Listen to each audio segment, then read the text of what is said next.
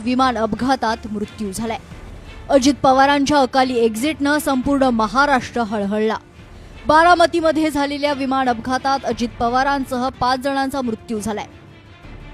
यात उपमुख्यमंत्री Ajit Pawar, PSO Vidip Jadhav, flight attendant Pinky Mali, मुख्य पायलट कॅप्टन सुमित कपूर, सहपायलट कॅप्टन शांभवी पाठक।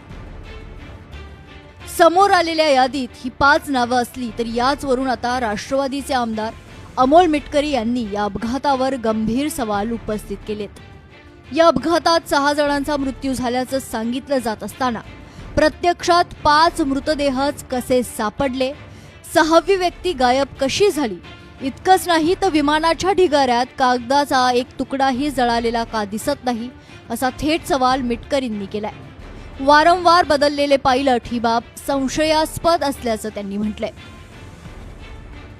मिटकरींनी उपस्थित केलेले प्रश्न, आदरणीय दादा गेले हे अजूनही कुणाचंच मन मानायला तयार नाही। काल देवगिरीवरील त्या 2 खुर्च्या बघून परत डोळे पाणावले। त्यातील पहिली खुर्ची सामान्य माणसाची कामं आणि तक्रार नीट बाजूला बसून ऐकणाऱ्या व्यक्तीची आणि दुसरी आदरणीय दादांची। मृत्यूच्या अगोदर दिवशी दुपारनंतर कुठलाच कार्यक्रम नव्हता। दादा याच ठिकाणी पक्षातील कार्यकर्त्यांना भेटल्याचं काल समजलं। दुसऱ्या दिवशी याच खुर्चीवरून कामं आटपून दादा बारामतीकडे निघाले। गेले 3 दिवस मनात शंकेचं काहूर आहे। प्रश्नाचा आग डोम उसळतोय। मृत्यूचं राजकारण करण्याचं पाप मी तरी करणार नाही, मात्र हे प्रश्न माझं मन विचारते। अपघातात 6 जणांचा मृत्यू झाला, मग प्रत्यक्षात 5 मृतदेहच का सापडले? 6वी व्यक्ती कुठे गेली? टेक ऑफ आधी प्रवासी यादी डिजिटली नोंदवलेली असते, मग विसंगती का? एखादाही कागदाचा तुकडा जळालेला का दिसत नाहीये?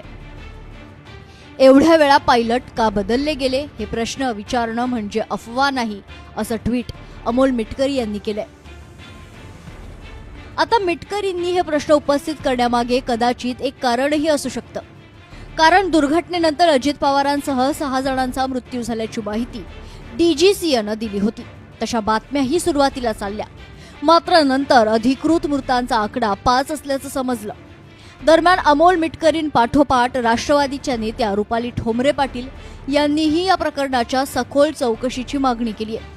त्यांनी आपल्या ट्विटमधून या घटनेमागचं गूढ उकलण्याची गरज व्यक्त केली असून या अपघाताचा प्रत्येक पैलू तपास यंत्रणांनी गांभीर्यानं घ्यावा असा आग्रह धरलाय।